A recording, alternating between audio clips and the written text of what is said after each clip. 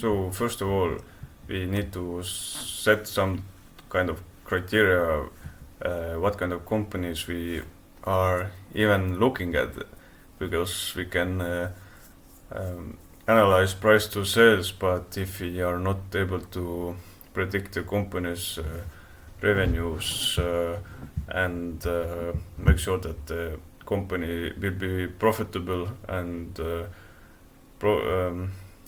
generating any real income in the future, then we're just speculating and we are not picking a good stock. So some of the criteria I'm looking at is that we want to see that the company is pretty much doing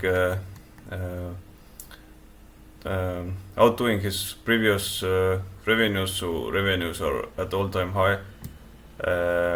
The filter I'm currently using too is we want to make sure that 6 months, 6 last previous quarters were all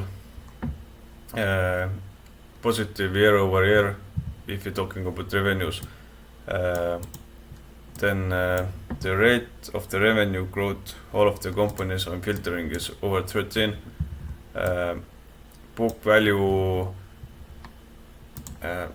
last 6 quarters has to be 100% too, year over year.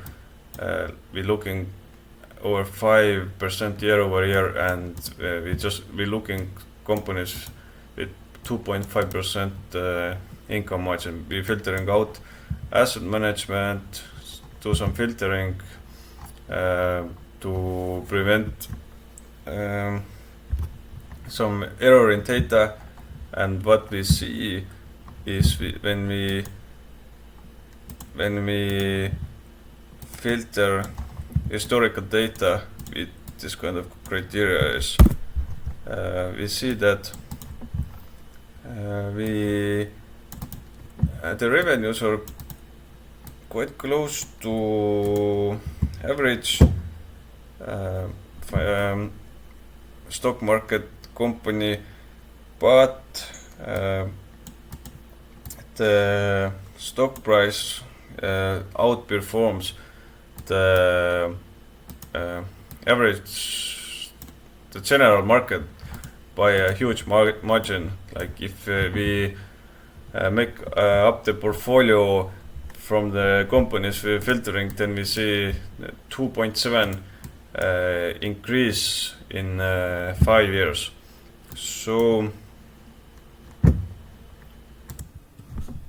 historically, the companies, how many companies we have what have matched this criteria is 1,195 reports I can get from my historical data, which is almost 500,000 reports since 1978. And now let's have a look of current companies.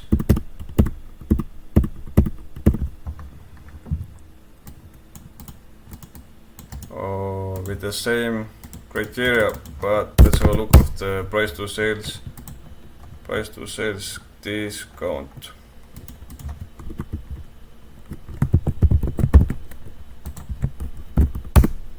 So today let's just pick one, but we see that so PS discount pretty much represent this how much we paying per dollar price to sales, historically speaking. As you can see, first company most underpriced is INSP. Its mean has been almost close to 70. It's trading at 21 now, meaning it's only trading at 31%. But let's have a look. Let's say company number 3, Mercadolibre. So Mercadolibre MELI is pretty much the perfect company we would like to invest in. As we can see, it's almost up to COVID. It never had a negative quarter if you're talking about revenues, and despite a small dip, it's still even during the COVID we see only positive quarters, and it's still over 25 year over year.